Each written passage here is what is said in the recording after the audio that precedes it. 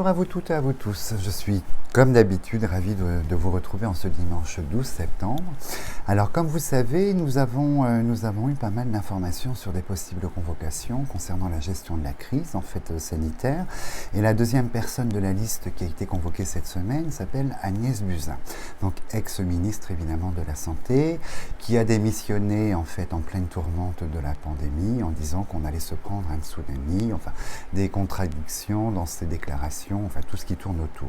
Alors, du coup, elle est convoquée devant la Cour de la République, donc deux possibilités. La première, il y a des suites judiciaires sur sa convocation, où le parquet décide de la prendre comme témoin assisté dans la dynamique.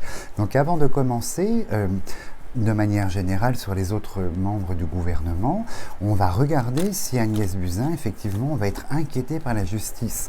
Donc, comme vous savez, des milliers de plaintes sont arrivées et la Cour n'a retenu qu'une petite dizaine de plaintes jugées recevables dans la dynamique, de la gestion de la crise. Donc, nous allons voir si Madame Buzyn va être inquiétée par la justice de manière sérieuse ou si elle passera à la trappe avec juste le statut de témoin assisté. Donc je me concentre sur Agnès Buzyn et nous allons voir les conséquences. Alors, je coupe, on a l'administratif, l'État, la justice ici, et on a la naissance, donc une ambiguïté. On a un renouveau sur le plan administratif. Donc on ne sait pas dans un premier temps si ce renouveau il est plutôt positif pour elle ou plutôt négatif. Donc comme d'habitude je vais étaler. J'aime beaucoup le chiffre 9 en termes de ressenti, de voyance. Donc j'ai toujours ma première ligne avec 9 cartes. Donc nous étalons les 9 premières cartes et nous allons voir ce qu'on nous raconte pour Madame Buzyn. Alors nous commençons. Nous avons la proposition plutôt positive. On a la carte des présents, la proposition, l'événement plutôt positif, avec l'idée d'une tractation quand même. On est sur le trafic, l'idée d'une tractation, arrangement quand même. Là, ça sort avec l'idée de papier d'arrangement. Et vous voyez, on a la couronne sur elle, sur cet arrangement. Donc, je pense que, oh là là, il n'y a que du soleil sur Madame Buzyn, 3 cartes soleil sur la tractation, l'arrangement. Donc, je pense que, vous voyez, bon, ça prend un certain temps avec la roue bloquée ici. Et on a comme l'intervention d'un homme ici, on a comme l'intervention, une proposition d'arrangement de la part d'un homme dans l'entourage de Madame Buzyn. Donc, c'est comme si un homme intervenait en faveur de cette démarche-là, et on se retrouve avec les deux roues c'est-à-dire que le blocage qui aurait pu se produire sur cette, convocation judiciaire est débloqué avec la carte du hasard à côté qui débloque les choses. Et vous voyez, moi je pense que en termes de condamnation et de suite sur la gestion de la crise, s'il y a quelque chose, ce sera vraiment très minime puisqu'on a la stérilité grâce à l'intervention d'un homme de l'entourage, évidemment politico, de l'entourage de Madame Buzyn qui apporte ici avec la longue vue, comme si on apportait des vérités ou des contre-vérités mais en faveur de Madame Buzyn. Donc effectivement, vous voyez la tractation avec le trafic et la longue vue à côté.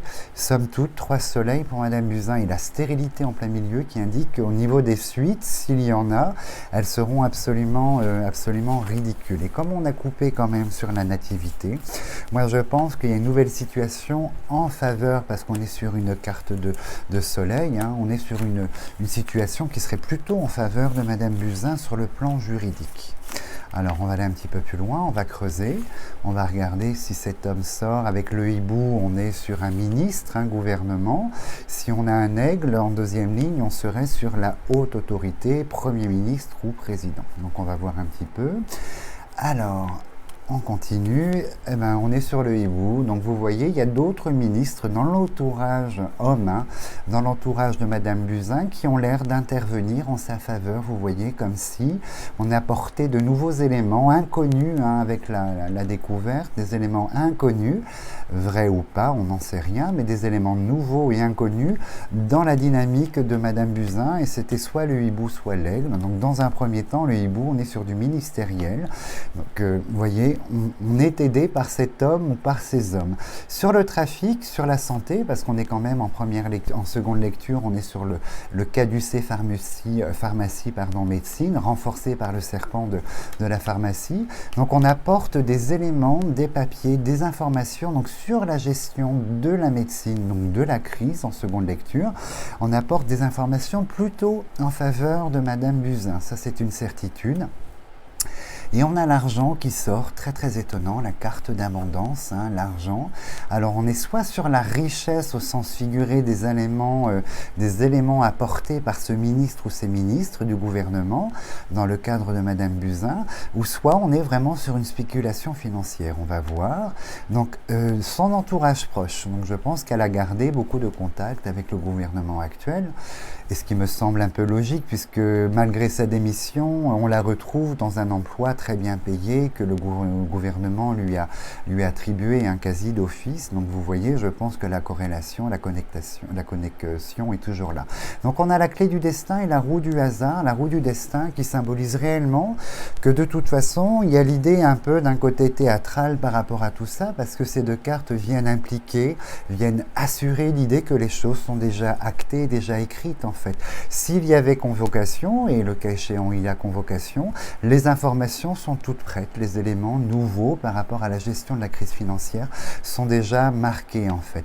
Et on est sur une coalition, vous voyez, les hommes de l'État, les ministres, tous les hommes d'État, donc du gouvernement actuel, hein, qui ont travaillé avec Madame Buzyn, c'est la coalition avec l'Union. L'idée de s'unir, de s'unir et de soutenir en fait, est vraiment très très présente avec cette idée de nouveaux éléments un petit peu étonnants.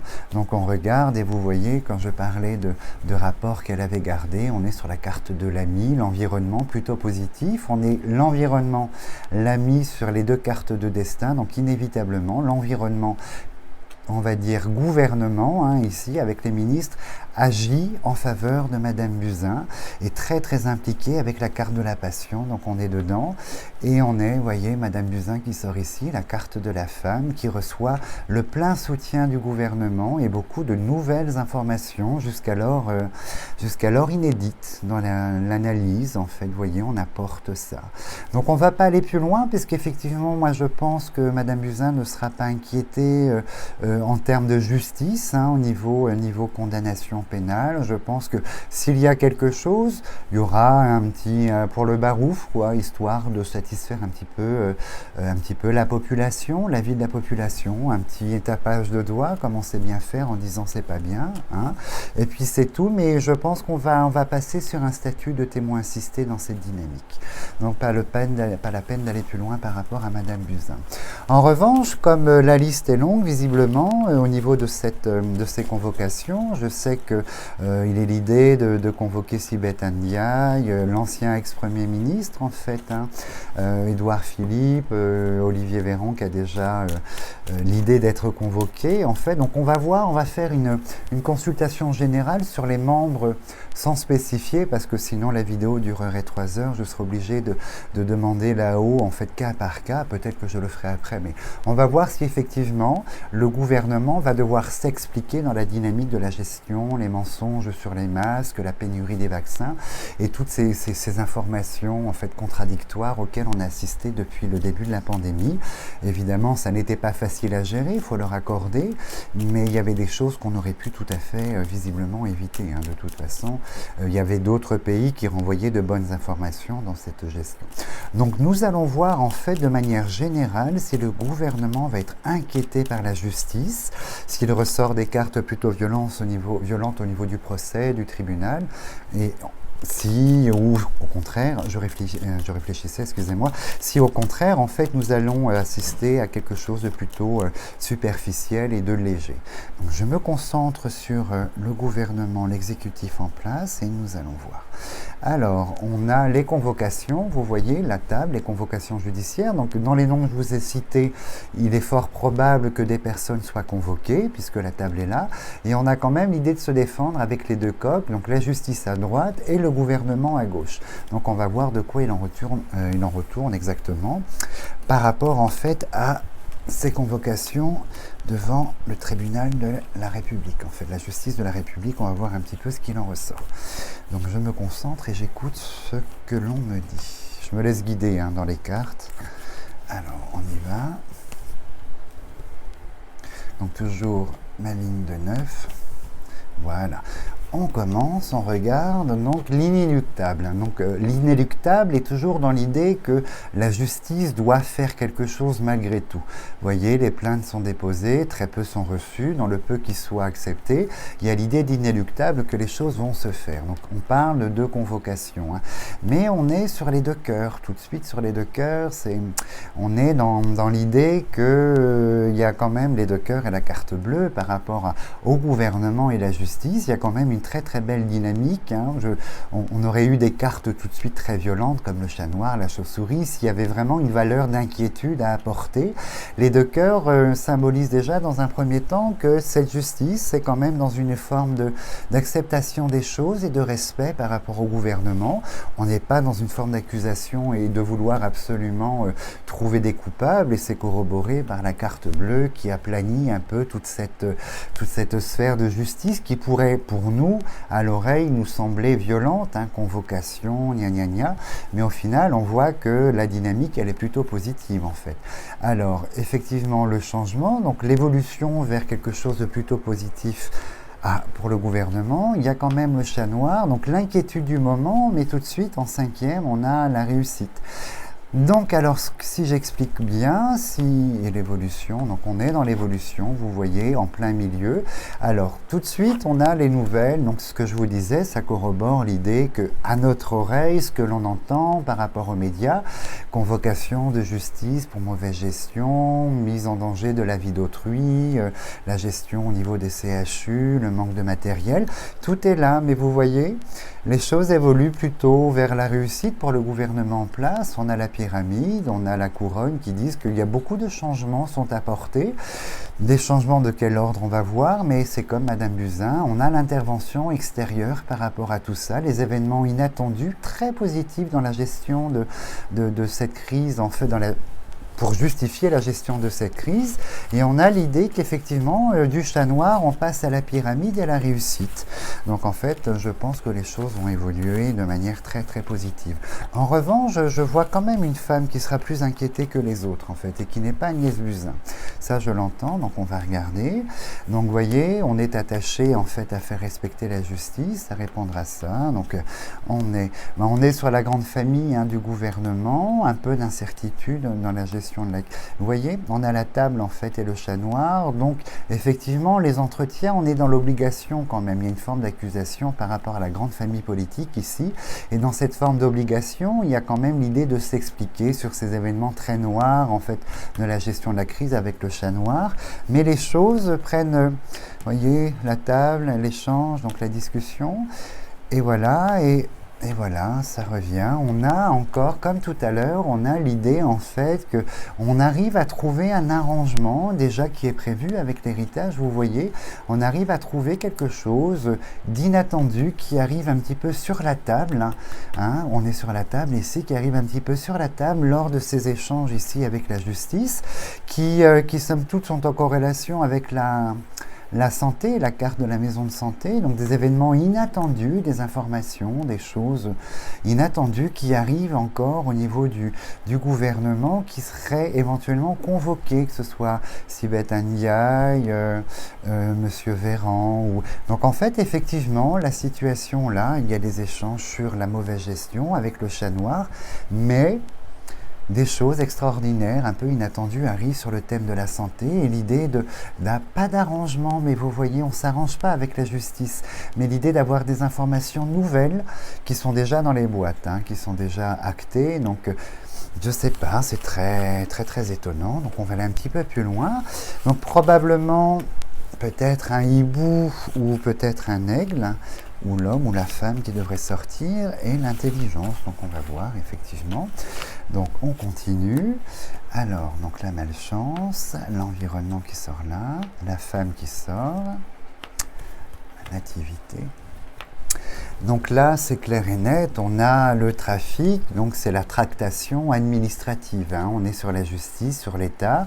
Donc on apporte des éléments concrets, très concrets lors de rendez-vous, puisqu'on a la carte du bonheur, on est sur l'idée de le nouveau départ de la grande famille politique qui est là, et on est dans la renaissance, vous voyez, des informations nouvelles sur le thème de la santé, mais comme tout à l'heure, on a la clé en fait, hein, la clé du destin, et moi je me réfère à l'héritage qui est une carte très forte en termes d'événements, qui symbolise que les choses sont déjà là, ces informations ne sont pas connues du grand public, mais elles seront déjà là, elles vont apparaître lors de convocations d'autres personnes pour corroborer et en fait pour attester que l'État a très bien géré cette pandémie durant l'année 2020 et 2021. Donc ces informations sont là pour attester, puisque vous voyez des informations d'hier, hein, c'est avec la pyramide, le passé remis en avant, on a l'œillet qui symbolise en fait une certaine, on va dire un certain équilibre et une certaine confiance lors des convocations.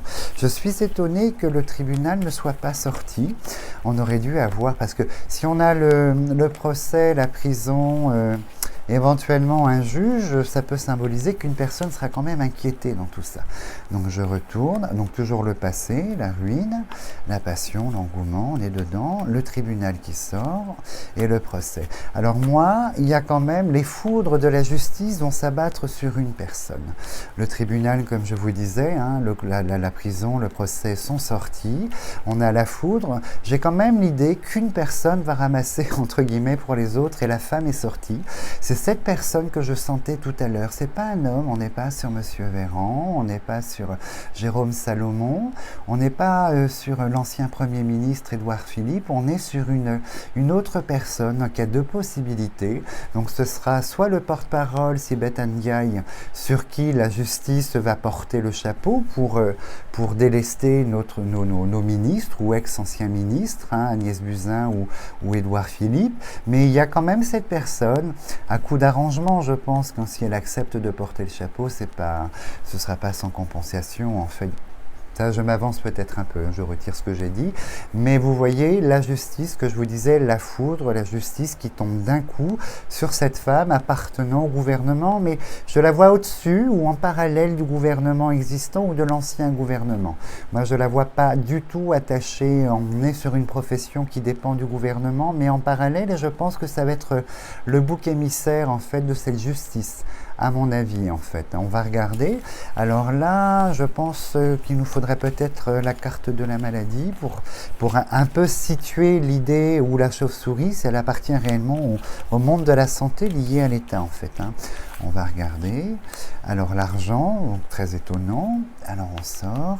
Continue, la maladie est là, et on est sur une personne, vous voyez, du monde attaché au gouvernement, mais au-dessus, qui a une corrélation avec la gestion de la crise sanitaire, donc de la maladie, mais c'est un métier, c'est une profession.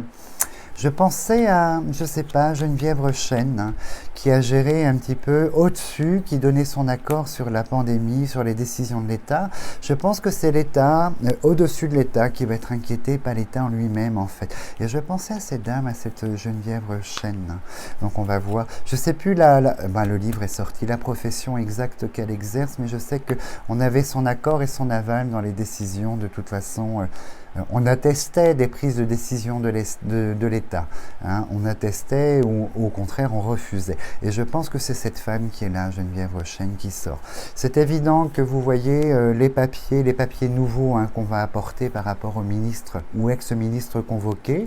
Et moi j'ai le soutien plein et entier. Hein. On a ministre et président qui sortent là, pas du tout inquiétés. Et cette foudre, hein, la justice ici qui s'abat sur la maladie, on a le tribunal, il y aura des conséquences, une personne sera condamnée, mais hors gouvernement, au-dessus ou en parallèle du gouvernement, et c'est cette femme, je pense, Geneviève Rochenne. Donc là, du coup, inévitablement, comme elle n'est pas sortie, on va avoir là, je pense là, probablement sur les premières, la chauve-souris pour la crise sanitaire.